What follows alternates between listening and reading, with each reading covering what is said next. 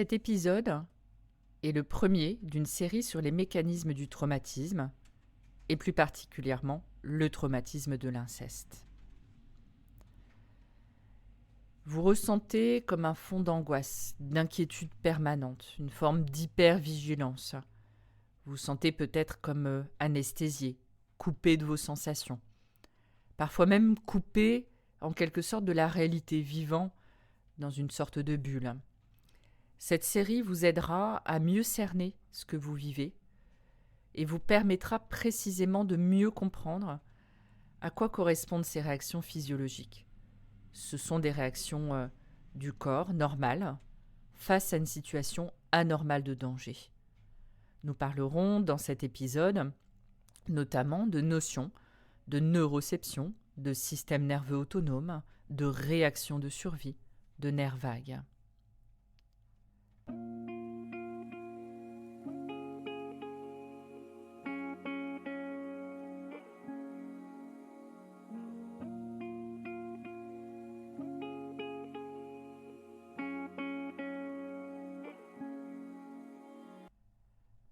Bienvenue dans le premier épisode, la physiologie du traumatisme, comment notre corps a dû s'adapter pour faire face au danger de l'inceste.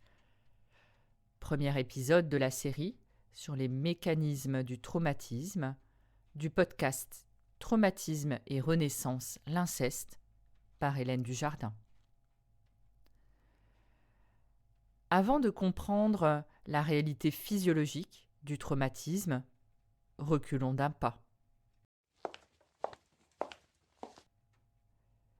Et voyons à quoi correspond un traumatisme. Pour cela, prenons le DSM. Le DSM, c'est le manuel de référence de classification des maladies mentales, qui est publié par l'Association américaine de psychiatrie. Alors, comment le DSM définit le traumatisme ? Pour le DSM, en l'occurrence le DSM-4, les traumatismes sont des troubles présentés par une personne ayant vécu un ou plusieurs événements traumatiques, événements qui ont menacé son intégrité physique et psychique ou celle d'autres personnes présentes. Ces événements ont provoqué une peur intense, un sentiment d'impuissance ou d'horreur, et la personne a développé des troubles psychiques liés à ces traumatismes. Donc, un traumatisme signifie qu'il y a eu une menace, vécue comme un danger de mort, avec une impossibilité d'y faire face. Et c'est ça le traumatisme, le danger, le vécu du danger de mort avec l'impossibilité d'y faire face, l'impuissance. Alors, le traumatisme de l'inceste est une effraction d'autant plus violente qu'elle est intentionnelle, qu'elle est interpersonnelle, qu'elle a lieu au sein du cadre familial. Justement parce que le cadre familial est censé représenter le lieu même de la sécurité. C'est au sein de la famille, grâce au lien premier, que la personne, le petit enfant, construit normalement sa sécurité. Sa sécurité émotionnelle, relationnelle, ça lui permet d'être apaisé, petit, et ça lui permettra, adulte, ensuite, de vivre ce sentiment de sécurité. C'est dire l'impact du traumatisme de l'inceste. Je reviendrai sur ces aspects du lien, ces aspects relationnels qui sont importants dans une autre série du podcast. Pour le moment, voyons ce qui se passe quand nous vivons ces événements traumatiques. Nous, êtres humains, mais aussi l'ensemble des êtres vivants, pilotons notre sécurité et notre survie grâce à ce que l'on appelle la neuroception. Mais alors, qu'est-ce que c'est la neuroception ? La neuroception, c'est notre capacité à sentir viscéralement si nous sommes en sécurité ou en danger dans notre environnement ou en relation avec les autres. Nous faisons cela de façon instinctive, sans même en avoir conscience. Et cela se fait par l'intermédiaire du système nerveux autonome. Alors concrètement, par exemple, si nous entendons un bruit de crépitement, nous sentons une odeur de brûlé dans notre maison, dans notre appartement.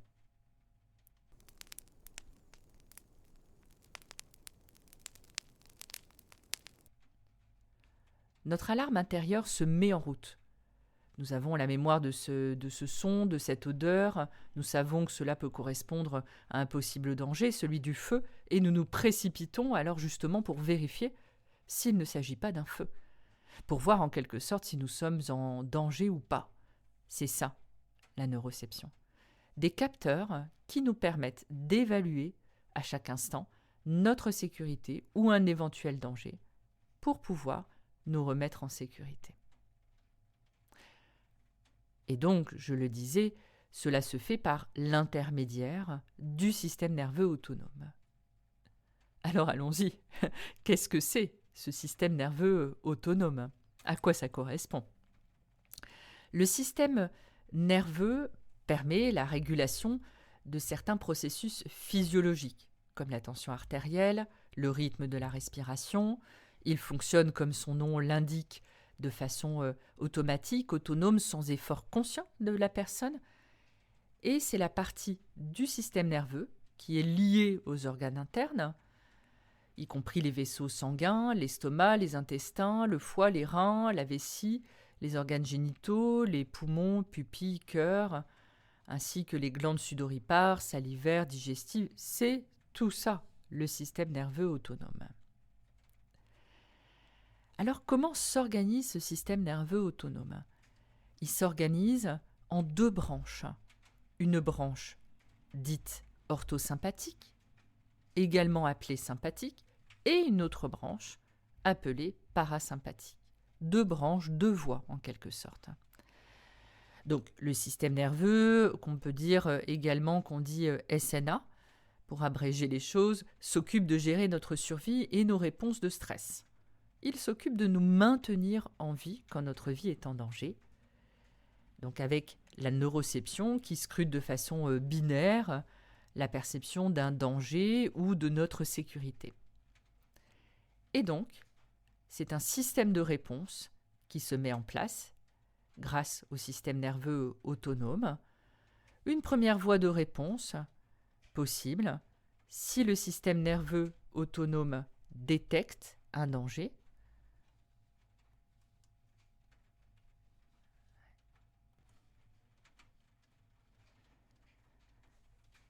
Alors, comment s'organise le système nerveux autonome? Le système nerveux autonome s'organise et est divisé en deux branches principales. Une branche dite orthosympathique, également appelée sympathique, et une autre appelée parasympathique. Deux voies en quelque sorte. Le système nerveux autonome est organisé, s'occupe de gérer notre survie et nos réponses de stress afin de nous maintenir en vie quand notre vie est en danger.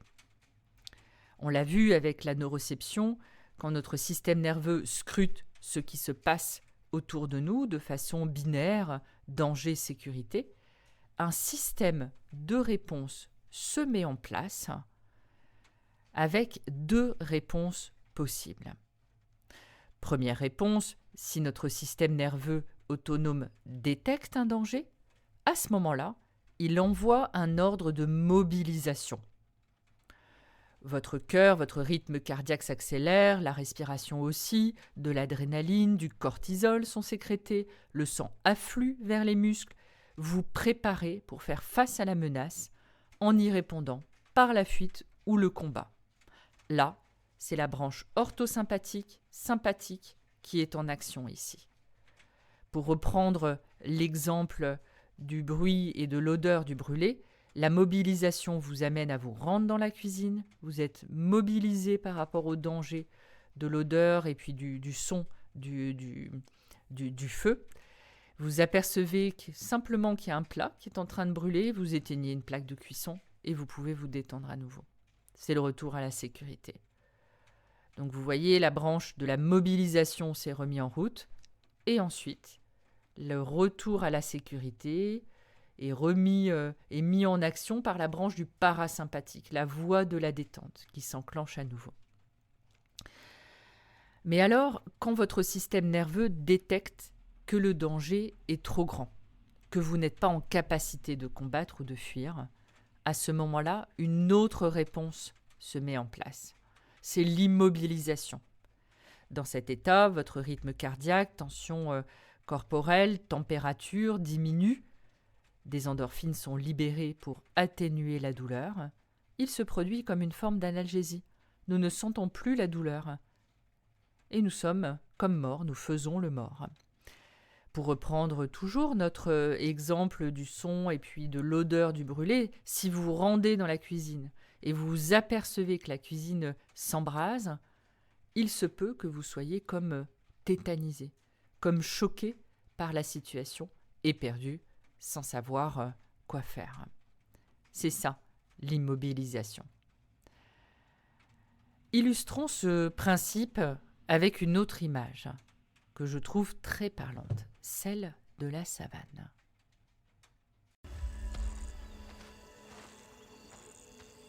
Les lions n'ont pas forcément besoin de suivre les troupeaux pour manger. Il leur suffit de savoir où ils vont passer. Donc imaginez une antilope dans la savane. D'un coup, elle voit une lionne qui arrive en courant vers elle. Son système nerveux a détecté un danger de mort et se met en action. L'antilope se mobilise. C'est l'état de l'orthosympathique, du sympathique. Elle essaie en première stratégie de fuir. Mais finalement, elle se rend compte que la lionne va la rattraper. Alors, elle s'immobilise. C'est la deuxième voie face au danger. Elle fait la morte. En quelque sorte, une stratégie de la dernière chance. Il arrive alors que la lionne laisse l'antilope. Désintéressée par une viande morte, qui pourrait donc être avariée, et s'en va. L'antilope, elle, produit une analgésie, elle ne sentira rien si elle se fait tuer par la lionne. L'antilope reste inerte sur le sol. Et ensuite, elle se met à trembler pendant de longues minutes, puis se remet à courir. Dans l'exemple, on l'a vu, l'antilope se mobilise quand elle court pour fuir le danger. Elle est dans l'état du sympathique, puis ensuite bascule dans l'état du dorsal. Nous reviendrons là-dessus un petit peu plus tard. Elle est immobilisée, elle fait face à un danger de mort sans capacité de le combattre. Et c'est ça, le figement, le choc du danger de mort.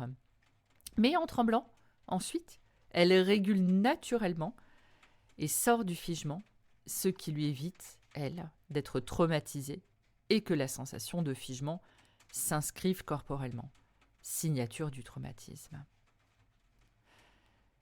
Contrairement à l'antilope, l'être humain reste souvent dans le figement, qui se prolonge de façon anormale. Il reste bloqué dans l'impuissance, dans l'immobilisation. Il ne parvient pas à sortir du figement et à réagir. Et donc, le traumatisme est alors inscrit dans la mémoire corporelle, un figement inscrit dans la mémoire corporelle.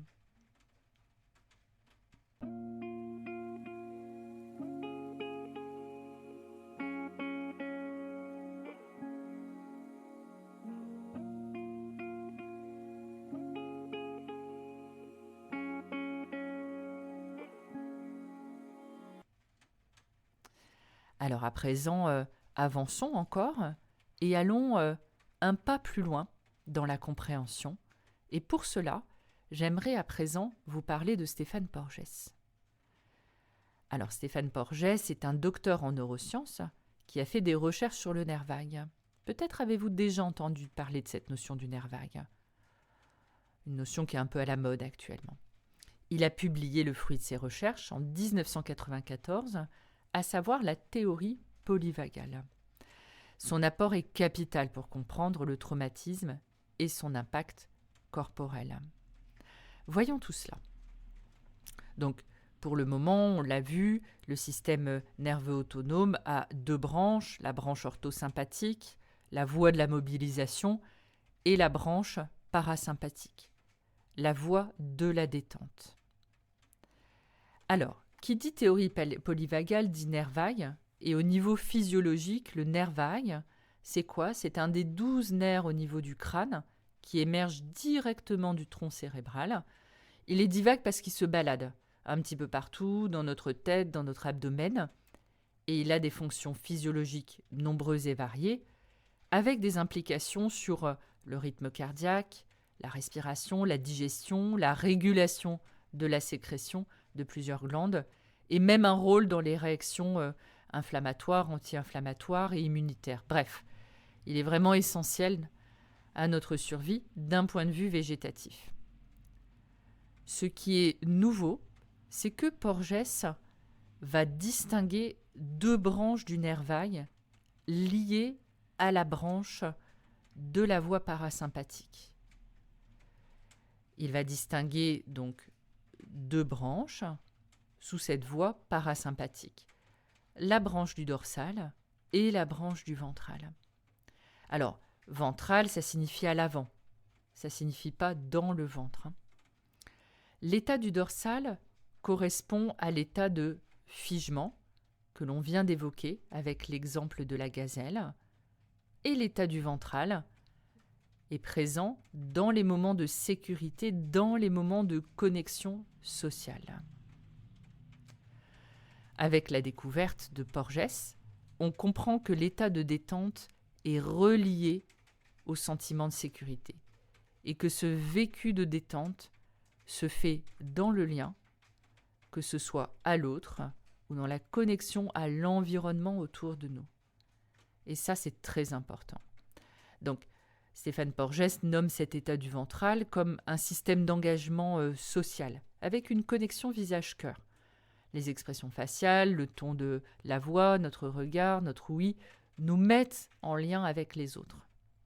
Et l'état de ces parties va influencer notre état émotionnel. Je reviendrai, je l'ai dit, sur le sujet des liens dans une autre série du podcast. À ce stade, comprenez que dans l'état de détente, vous vous sentez relié au monde et aux autres. À l'inverse, dans l'état du dorsal, vous êtes coupé du monde et ou des autres.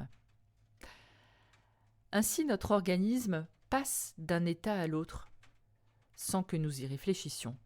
Il le fait non seulement pour survivre, on l'a vu, mais aussi pour avoir la meilleure réponse adaptée aux besoins de l'instant.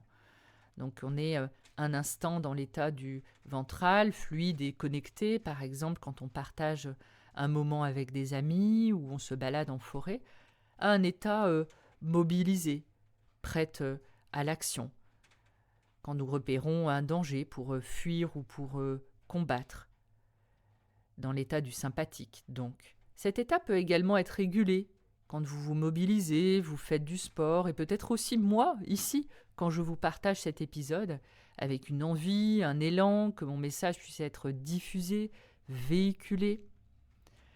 Donc, nous sommes tantôt détendus, tantôt mobilisés, et tantôt aussi dans le dorsal, dans cet état où nous sommes dans le figement quand le danger est trop grand.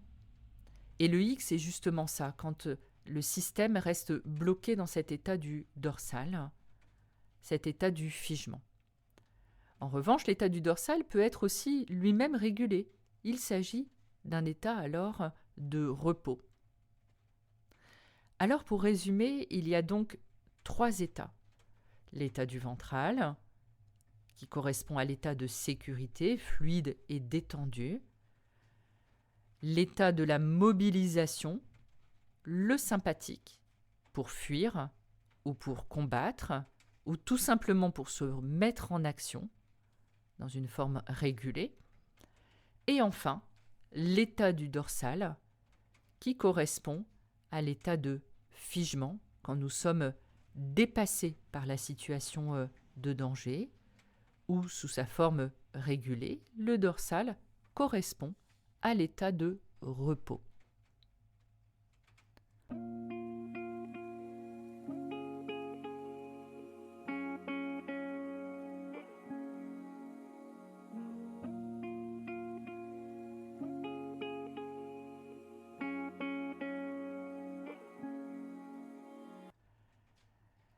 Alors maintenant que nous avons vu de façon générale ce qui se passe lors d'un traumatisme, essayons de comprendre plus précisément ce qui se passe lors de l'inceste.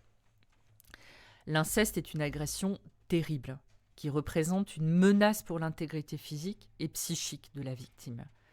La victime vit une situation menaçante, dans une incompréhension totale. Elle ne peut pas fuir, elle ne peut pas combattre, elle ne peut pas s'éloigner du danger. Cette menace pour l'intégrité physique est vécue par le corps comme un danger de mort, comme si on était confronté à sa propre mort.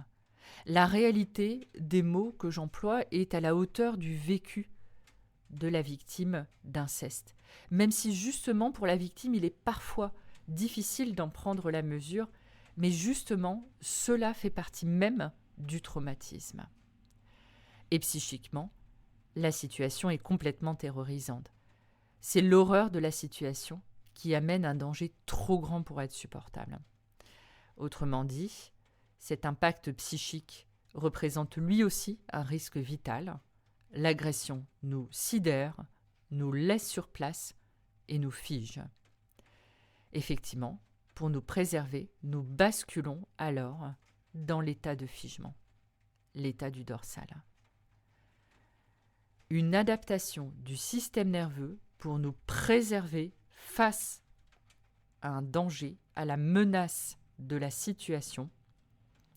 Et alors, c'est un mode de survie qui s'enclenche pour supporter l'insupportable et nous permettre de continuer à vivre.